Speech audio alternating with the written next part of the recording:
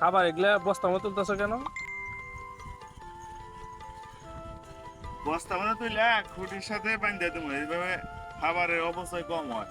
প্রতিটা খাবার মাছ খাবো, নষ্ট হবো।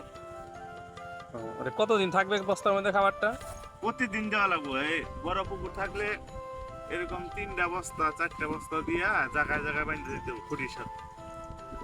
খাবার টাইট করে বান্ধা বস্তা খুঁটির সাথে বান্ধা পানিতে দিয়ে দিলি। বস্তা বান দিতেছো? আটকায় দিয়া